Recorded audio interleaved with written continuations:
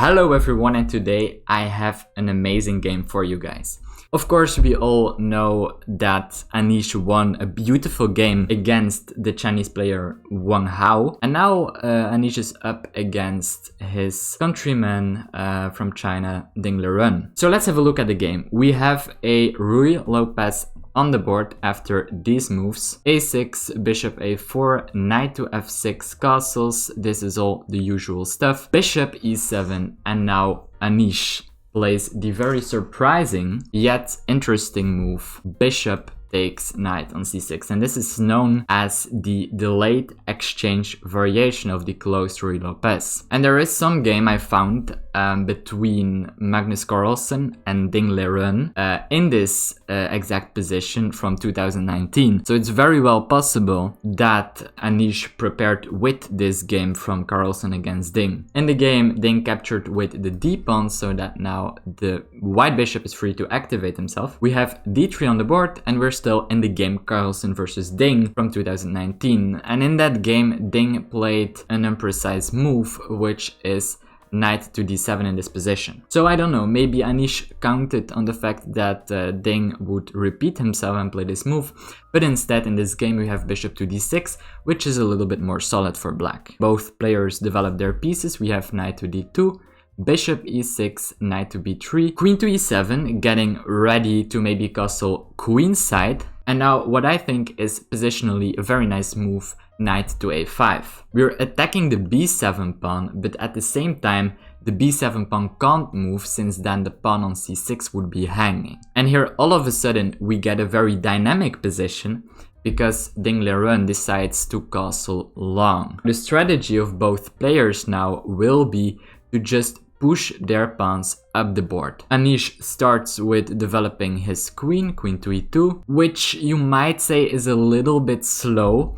Maybe better would have been to immediately start attacking with moves like a3 and b4. After queen e2, we have bishop to g4, pinning the knight to the queen, and now c3 by Anish, preparing to go b4. Now we have c5, trying to control this square and stopping this idea. But Anish simply goes a3 and reinforces this move b4. We have c6 and now b4, and this is getting really sharp, as you can see.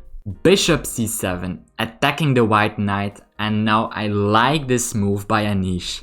Knight to b3. He's pressurizing this pawn on c5, which can't really move, since after something like this, Anish would take with the a pawn, and now the a file would get opened. Knight f to d7, defending the pawn on c5. Now h3, asking the black bishop where he wants to go. Bishop h5, and now bishop to e3, putting even more pressure on this pawn on c5. The white king seems pretty safe until this move, which is very nice, I think.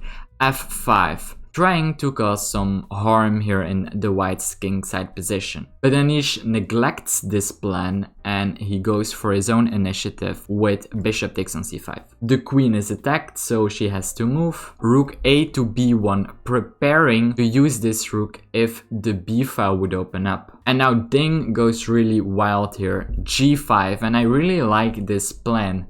He's simply saying, you've played the move h3, and so if I can get the move g4 in, this h3 move is only reinforcing this move g4, getting a hook on this pawn on h3.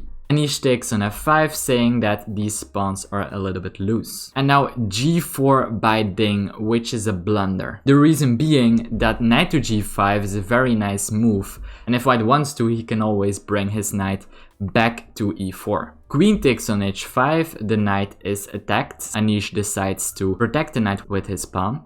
And now b6, which I don't really like. I get the idea, this bishop is very annoying, but when you're castled, you really don't want to move the pawns before your king. And I think Anish just feels the momentum and he decides to play a brilliant move, knight to e4, simply saying, you can take my bishop. I don't even care. And by the way, the reason that the computer is saying this is dubious is that maybe objectively it's a little bit better to simply step back and go to e3, which is logical. But then again, let's say we would get this position, then something like knight to f6, and now your pieces again are on the 3rd rank, and it's not immediately obvious to me how you will go on with your attack on the white king. So I really like this move, knight to e4. And probably Ding shouldn't have captured the bishop. After takes on c5, which looks normal, right? I mean, you're offering up your piece, I might as well just take it.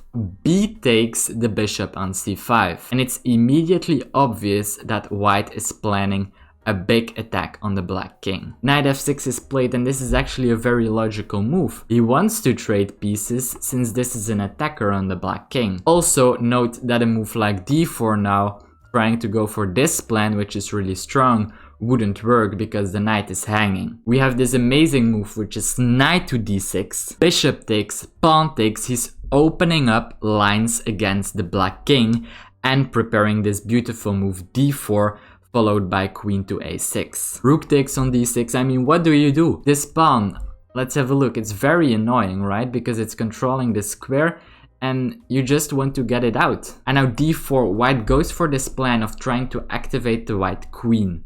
c5 is a blunder, even though it's logical, right? He's trying to defend this pawn, which was attacked by the queen. Probably the best would be to play something like king to d8, trying to just run away with the king. Ding Liren blunders in this position. c5. Why is this a blunder? Because knight to c5 is just so strong, and even now we can't ever capture on a6. This knight is very strong, this rook is very strong, and if you can just imagine this queen going to b2 or c4, this is completely lost for black. In the game we have rook to e8, and after this move, Ding Liren resigned the game. Pause the video and try to find the move that actually won Anish Giri the game. So you can pause the video now. What I'll just say is that what I would have probably done is something like queen to b2, which seems very strong because you're placing both your queen and your rook on this b file,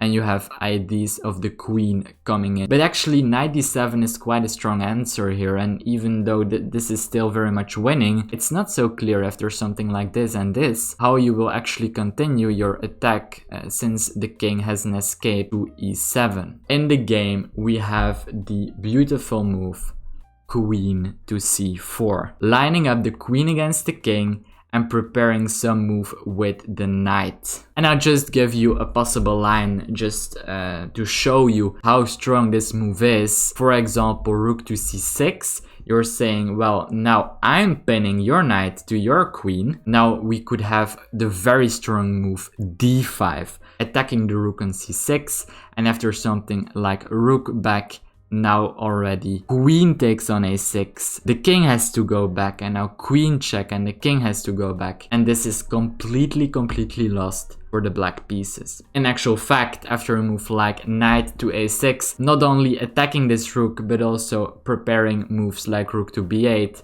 this is completely lost for the black pieces. So yeah, what's the situation now for Anish? Half a point behind Nepomniachtchi, who remains the leader in this tournament. Even though it's only half a point, it will be very hard for Anish, I think, to win this tournament despite of this beautiful win. Why? Because even if he ties with Nepomniachtchi, he's still bad tie breaks. In fact, he would lose tie breaks against both Nepomniachtchi and Caruana, which I think are probably the favorites to win the tournament. Probably Nepo remains the favorite, but I think it will be hard to win this tournament. Well, I mean, it would be possible if he would win like 2 out of 3 from the remaining games and Nepo would draw every single game, for example. Then, you know, he could go to the top seed, but I think unless Nepo loses, which I think, I mean, it could happen, of course. I hope you enjoyed this video, and as always, I hope to see you in the next one. Bye.